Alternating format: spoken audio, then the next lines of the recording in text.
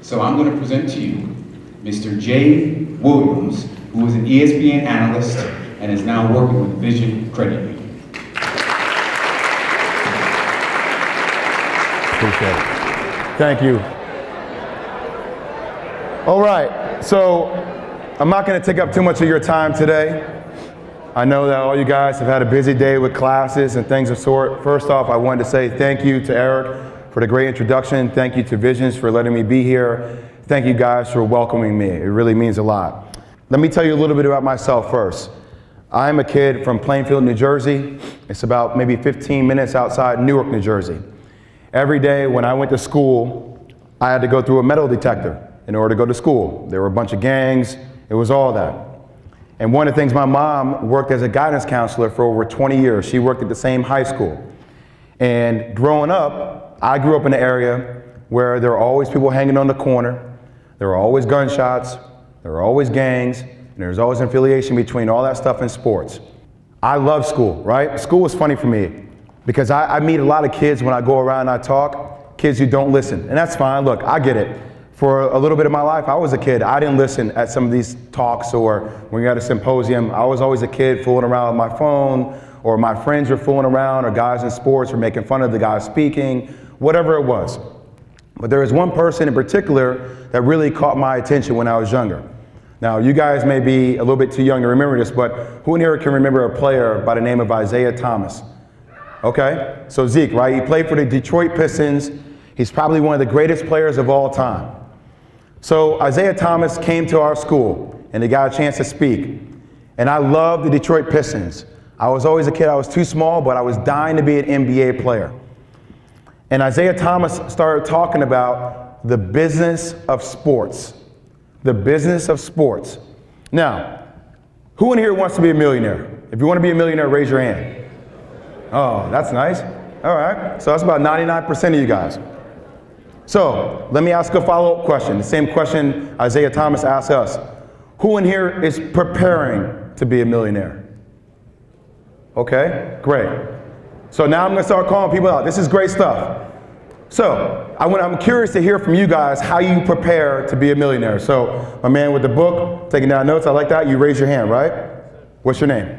Johnny Torres, sir. Johnny Torres. You don't have to call me sir. I'm not that old yet. We're almost there. Johnny Torres, you want to be a millionaire. How are you preparing to be a millionaire? Well, right now I'm trying to get everything on track academically speaking so that I can earn my record as an academic. Besides that, I'm trying to gain as many skills as I possibly can. And right now I'm actually doing tech. Okay, so he's getting everything on track academically, making sure he has all that stuff in line. Okay, who else here is trying to be a millionaire? Raise your hand. See, now nobody wants to raise their hand because you know I'm going to call on you. Interesting. Right, so Isaiah asked the same question to me, and nobody really raised their hand because nobody knew how they were preparing to actually be a millionaire. So I'll come back to my story in a second about Isaiah Thomas. I was a kid who was always told that he wasn't good enough to play basketball, right? But every single day since I had that conversation, I took school completely differently. I took it completely differently. I started paying attention in my math class. You know why? Because if I wanted to be a millionaire, I had to be good with numbers. Right? I had to think about things about subtraction, addition, division, whatever it might be, because now all of a sudden I'm thinking about that's my bank account. Now all of a sudden I'm thinking about, hey, how can I build something that has longevity? What I mean by that, right? A lot of you guys, people want to be instant millionaires, right? And when all of a sudden you get a lump sum of money, you start spending it. You hear the story all the time about athletes, right? Guys who have made over hundreds of millions of dollars who end up going bankrupt because they're taking care of their whole crew or they're spending money frivolously, right? So I have my parents, my mom and dad, thankful they're there, do really good in basketball. All of a sudden I go to a camp called the ABCD basketball camp, which is in Jersey. I'm playing against one of these top kids. On the sideline, I see the likes of Coach K, right, at Duke University, Roy Williams, who was at Kansas, Tubby Smith, who was at Kentucky. And I play extremely well. I get a letter from one of these coaches like, hey, I'm gonna take a chance on you. I want you to come to a school like Duke. Great. I go to a school like Duke. I go there my freshman year. I'm on the basketball team. Things are going pretty well. I'm averaging around 8 points per game, but I'm still not there yet. Nobody is talking about me as one of the top players, right? So I go through a rocky freshman year at school at Duke. Now, the difference between me and some other people is that I am a workaholic. What do I mean by that? So not only am I a workaholic, I am one of the most competitive people you meet, not just in sports, but more importantly, off the court. I'm always a person that if we're in class and I get an A on a test and I see that you got an A plus, guess what? Next test, I'll be sure I'm gonna get an A plus. I'll be sure I'm gonna try to do one thing better than you. I'll be sure I'll stay after class and ask the teacher for extra help because I wanna make sure that I am the best at every single thing I do. So going into my sophomore year of college, okay, when everybody else went home and they were hanging out with their friends back on the corner doing whatever you might do, I stayed at school. I was like, you know what, I'm gonna overload on summer courses and I'm gonna work out every single day. So I made 500 shots a day on the basketball court. I made 500 shots a day on the basketball court and I went to school. I came back my sophomore year, all of a sudden, I averaged 24 points per game. My sophomore year, I'm dropping 38 points against teams like Kentucky. I'm playing on national TV. And guess what? We win a national title that year. Now, that year I played with some pretty good basketball players, all right? But my sophomore year, we won the championship. I'm in my apartment back in college. A lot of people are talking about me potentially being the first pick taken in the NBA draft, right? For sure, I think I'm about to go. I'm like, you know what? I've been waiting my whole life to achieve this dream. I don't know how I played out of my mind this year. I don't know how I averaged 24 points. I have no idea how we won a national championship. I have no idea how I won National Player of the Year, but you know what? I am finally here. I'm about to go into the draft. So Coach K gives me a call, and he's like, hey, I just want you to think about the pros and the cons of leaving school and staying in school. So, like any other kid at 19 at the time, you have millions of dollars waiting for you. Sure, Coach, I think whatever you think about. Trust me, I'll call you back. We're gonna go through it. So, I'm faced with these pros and cons of leaving school, okay? I just wrote a book about this. Some of the pros. If I was the first pick in the draft, I make a lot of money, okay? Second pick in the draft, I make a lot of money. I get a chance to take care of my parents. Now, I watched my mom work 2 jobs her entire life. I watched my dad work 2 to 3 jobs his entire life, okay? We came from a pretty bad area. I get a chance to take care of my family, buy my mom jackets, buy my mom a house, buy my mom a car, take care of my dad, start a business, do all the things that you dreamed of doing since I was a little boy, and you see these guys play professional basketball. Or I could stay in school. Now, one of the best conversations I had with my coach at that time, where he said, hey, look, you have a chance to go out there and make a lot of money. But one of the things I want you to think about, can you handle your money and are you ready to take the next step business-wise? What do you mean by that, Coach K? Well, Jason, you know if you come out and you're the first pick in the draft in your 4-year stint, right, which is your contract, your 4-year contract with the NBA, you can make $15 million. What do you plan to do with that $15 million?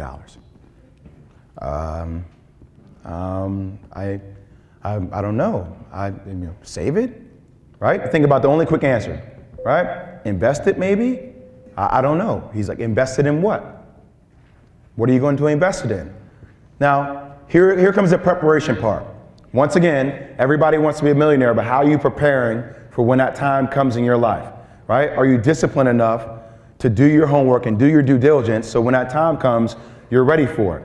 I've never spoken about stuff like investing or anything like that, right? So I don't know, Coach. He's like, well, how much money do you want to make one day, Jay? I don't know, Coach. He's like, give me a number, any arbitrary number. 30 million, 40 million? I don't know, Coach. I mean, I would love to, I don't know, 60 million? Why only 60 million?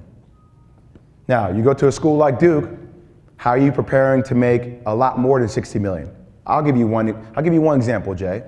He said, everybody that you meet wants to do what you do. Everybody that you meet wants to play basketball, right? They want to play basketball for Duke. All these different CEOs of all these different companies, they want to do that. You want to do what they do. Why don't you start sending letters out to people and invite them to games and start asking them to be on your board? Well, what do you mean a board, Coach? Well, every company has a board, right? The school district has a board.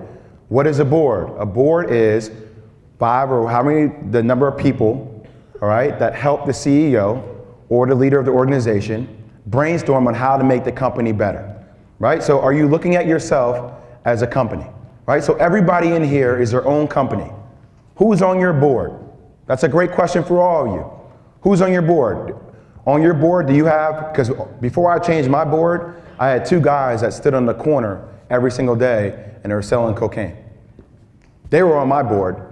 They were the 2 people when I was younger that were trying to give me guidance and tell me, hey, you gotta come out, you gotta do things like that. My board changed when I got to college, and all of a sudden, it's like, no, okay, like I'm gonna make this successful CEO somebody I look up to. I'm gonna make this teacher somebody that I've known for years who's really set the right example and can help me think through things. My board changed, okay? And those people started working with me every single day. This is how you can be better at this. Have you thought about this? They opened up my brain to things I never thought about, right? So Coach K, who's on your board? He's like, I dare you to be great. I dare you to be different. Of course you can go out, you can be the #1 pick taken in the draft, can make a lot of money, but are you going to have the right plan in place? The right plan in place where you can be successful for the rest of your life. Not just instant gratification, just not enough to buy your mom a new fur coat, or just have the instantaneous wealth and then lose it all, but can you be successful for 50 years? Can you leave a legacy for your family and their family? All right? So all of a sudden I was like, wow, I never thought about that. I do want to be different. So I went home that night, I thought about making some changes, and I was like, you know what? Since I already had taken summer school, it's like, I'm gonna be the first player to graduate Duke in 3 years, and I'm still gonna be drafted the following year. So I made that decision on my own, went back to school, right? Did summer school that year, went back to school, and then had to finish up another summer school course the following year, and was the first Duke player to graduate school in 3 years. Right, so I had a major in sociology, my certificate in business, and I still got drafted 2nd overall the following year. Now, the NBA was a different scenario, okay? The NBA, I wasn't part of a family anymore. The NBA, the average age of my team when I played for Chicago Bulls was 22, 23 years old, and I got lost. You talk about that plan that I had set up to develop, I got lost. I started spending a little bit of my money, okay? I started hanging out with the wrong people again because I was lonely. And then guess what? One day at the end of my NBA career, after my first year in the NBA, I got a motorcycle. You know why? Because I was young, I was arrogant, and I thought I had the world in the palm of my hands. Now, I know you guys hear some of these stories and you think, how is this story applicable to me? You know, obviously, I don't know if I'll get a chance to play basketball in the NBA, but we've all been in situations before where one decision can change the outcome of your life. One decision can change the outcome of your life. So I got a bike because I was arrogant. And you know what? I wanted to do something in my free time just to have fun.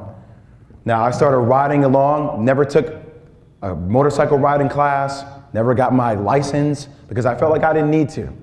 Didn't have a helmet on, didn't have a protective jacket on either, right? Very arrogant at 21 years old. I'm running the stop sign. As I look, there's a truck coming from my right to my left. In order for the truck not to hit me, I had to speed up even more. So I pulled down on the throttle even more. So now I'm going 85, maybe 90 miles per hour. As I look down at the speedometer, the truck comes, it barely misses the back part of my tire. Now, think about that moment, right? We all have these moments where you make that dumb decision, and if you're lucky enough to get out of that dumb decision, it's easy to look back on it and say, wow, my life could have been different if A went wrong, or if B went wrong, or if C went wrong. So at that given time, right, I'm thinking about, oh my God, I'm about to get out of this whole thing. Like, I'm never gonna ride again. I'm gonna be different. I'm gonna change my ways. I promise you, I'm not gonna be arrogant. I'm literally praying to God in my own mind as I see this truck barely miss the back tire of my wheel. As I'm speeding by and I'm saying that little prayer in my mind, when I look up, I'm going directly into a utility pole. I tried to turn the bike at the last second to the right, but I couldn't turn it quick enough. Smack into a utility pole going 90 miles per hour. Smack into a utility pole going 90 miles per hour. The first thing I started screaming out was that I threw it all away. I threw it all away. I threw it all away at the top of my lungs. Now, my agent happened to be there at the time because he was right around the same time we were having a meeting. He was in that area. And he came over to me and his mouth literally dropped to the floor as he called 911. I get gurneyed into a hospital room and I have surgery for 7.5 hours. I pass out. My life could have been done. I wake up a day later with 3 metal rods inserted into my bone on my left leg, holding my leg up in the air, hovering over me. I have 2 metal rods inserted into my pelvis because I smashed my pelvis into over 10 different pieces. I went from being the 2nd pick taken in the draft to being the savior for a city like Chicago, to taking Michael Jordan's locker back in the locker room, to having a triple-double my rookie year, people talking about how great I was going to be, to seeing myself on a billboard, to all of a sudden maybe never being able to walk again. One dumb decision that changed the outcome of my life. Now, outcome of your life is all dependent upon perspective, right? As I'm in the hospital, right, angry at myself. I'm in the hospital for 3.5 to 4 months. Imagine that, 3.5 to 4 months in the hospital. I've had over 14 surgeries. They told me the chances of me walking again were slim to none. The chances of me being able to have a family one day, since I smashed my pelvis into 10 different pieces, was slim to none. And I had to fight through that for 3.5 years until I made it back on the basketball court. Now, I made it back on the basketball court, but at the same time, I couldn't play anymore. But I'll tell you the one thing that I was so thankful to have. I was thankful to have parents and people around me that taught me and helped me prepare for something bigger in my life, which was a plan. And I was thankful for having a guy like Isaiah Thomas, that one person that I listened to when I was younger, who started talking to me about the business of sports, helped me prepare. Now, I didn't get a chance to go and make hundreds and hundreds of millions of dollars like LeBron James or Kevin Durant or Russell Westbrook or James Harden. But I got a chance to get my first 2 NBA paychecks, which I have turned dividends on because I had a plan in place. So one of the things I want to talk to you guys about, one of the great things about me working for a company like Visions is that there has to be a vision in place for all of you. So I'll give you a matter of perspective. There are a couple people that I've known, without saying names, that have made over $250 million in their careers. It's a lot of money, right? It's a lot of money. They're bankrupt today. Now, people say, how could they be bankrupt? They made $250 million. So I'll give you a prime example. It's called the Michael Jordan factor, okay? So say right now you're making $600 a week, okay? Who in here has a pair of Jordans on? Okay, great. My man in the back with the U sweater on. How much do Jordans cost? $150, $200. Okay, great. So I see this all the time, right? You make $600 a week. You're like, you know what? I'm gonna get myself a pair of Jordans. Easy, right? $200. You still got $300 left in the bank. So imagine that you do your job and you say, you know what? I can make $1,000 a week now. So I'm just telling you how it goes. It's very easy to lose track of how you spend your money, right? Oh, I make $1,000 now. So now all of a sudden you look at those Jordans, right? You're like, you know what? I can get myself 2 pairs of Jordans. I could treat myself today, right? I'm gonna get 2 pairs. I'm gonna get the new one that just came out. I'm gonna get the old school pair. So I'm gonna spend $500 on Jordans, right? You get 2 pair now for $500. Now you save $500, but you keep living your life that way, it's easy to lose track of your money. So for all you guys, as you guys are going through work, right? It's about preparing for the long game. When I say long game, every single day, I know I got lucky and I was able to play, but I've met a lot of people who didn't play professional sports who built wealth a lot bigger than mine. And one of the best lines I've heard is that we're all equal, right? We all have the same places. I used to be really angry when I was younger. I was like, you know what? I'm not as good as that person. I don't know if I'm gonna be able to make as money as that person. And one of the best lines I heard was from a guy named Jimmy V, where he said, every single day, ordinary people do extraordinary things. Every single day, ordinary people do extraordinary things. One of my really good friends who owns a hedge fund now worked for minimum wage for 15 years of his life. 15 years of his life worked minimum wage from the time he was 18, okay? Every single day, you talk about discipline. I know you guys don't want to hear this, but you have to think of a plan, right? There's a great book that is out, and it talks about putting out into the world what you want to occur. So for all you guys in here want to do something great financially. Are you putting that out there to the world? Are you talking about what you're going to achieve? Are you talking about how you are going to achieve it? So that one friend who worked for minimum wage for 15 years kept stacking away money, kept stacking away money, kept stacking away money. Now, it wasn't a lot of money, but every single month he would put money to the side, he would put money to the side, until after 15 years, he had a good lump sum of money, and he made the right investment, and he flipped his money. And then he started to use that investment and bought a house, bought a property that wasn't doing too well, bought a house for a certain amount of money, used the rest of the money to kind of reboot the house, right? To revamp the house. He sold the house. He doubled his money again. He kept building to the point where today he has over $1 billion fund. He has $1 billion fund. A man who made minimum wage for 15 years has $1 billion fund. And when I talk to him, the thing he always says to me is, nobody gave it to me. Nobody gave it to me. Each and every day, when I saw my friends go to the club and spend $1,000 on a bottle of Ace of Spades because they wanted to flaunt, they wanted to have a good time, or I saw, my homegirls buy a pair of red bottom shoes because they finally saved up enough money to buy that one pair of shoes, while they were spending their money for the instant gratification, I was saving my money because I wanted to win and be successful in the end, in the long run. And now he looks back on those same people, and those are the same people who are still on the corner. I still have the same people in my life who are still on the corner from the day I was on the corner with them when I was 13 years old, still doing the same thing, complaining about how the system is punishing them. And I say, no, man, the system isn't punishing you. You're punishing yourself because there's no plan. There's no discipline. So for all you guys to get where you need to be, trust me, start with a plan.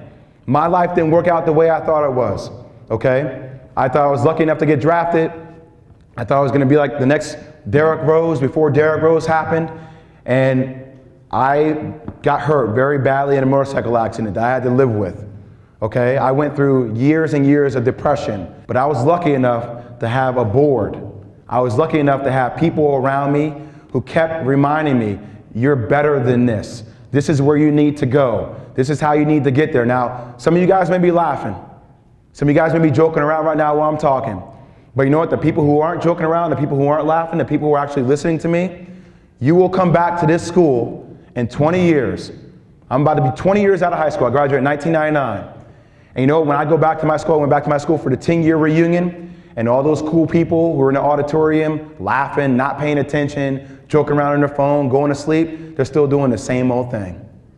And they're saying, Jay, how'd you do it? I said, I know how I did it. And it wasn't by joking around. It was because I took my stuff seriously. Those same people are still in the corner doing the same thing. So my challenge to all of you guys is, I dare you all to be different. I dare all of you to be different. And I don't want any of you to use an excuse because, oh, I'm from this area, or I had a bad hand being dealt to me. Your hand is all about how you play it. Yeah, you can be dealt a crappy hand. I was dealt a crappy hand. I was dealt a dad who beat up my mom. I was dealt a mom who worked multiple jobs for me to go to a basketball camp when my dad didn't want me to go to a camp. And I finally made it. But you know what? I played my hand to the best of my ability, and I'm still playing it today. And I refuse to be a victim. I want all of you to have a vision. You know, you might joke around and say, oh, that kid's nerdy, whatever. But maybe if you all want to be a millionaire, maybe you should all start taking school a little bit more seriously. Because in the end game, those are the people who are doing things that you dreamed of doing, that you could achieve, if you actually just take what's right in front of your face today seriously. I thank all of you guys. I wish all you guys the best of luck. And remember, have a vision for the future. Thank you.